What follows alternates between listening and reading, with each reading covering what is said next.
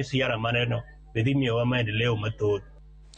Jatelo mar duond buch Wiper Kalonzo Musyoka lero ni sirkal sando jo Kenya gi pek mag weche osuru kotenore gi chik omenda mar higa 2023 ka ochiwo twak malili e kaunti ma Machakos. Mayande en jalup jatend piny machon no oseyo sirkal kuom keto ngima matek ne oganda gi weche osuru. Lero ni kamiti mar bago twak ma otele dhi neno ni kwano ketie tim reso oganda ahinya to ka otenore gi pek ngima masani mantiere pacho ka.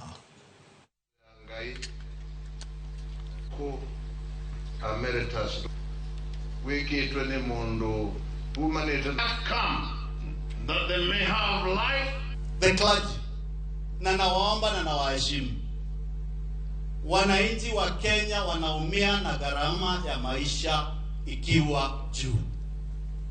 Tafadhali tunataka kusikia sauti yenu mkiwa mmetumwa na Mwenyezi Mungu kutetea Mkenya na Mkristo wa kawaida wa Kenya, ukisema Mungu teremusha maisha iteremuke chini ama serikali iteremusha mafuta maisha ikuje chini.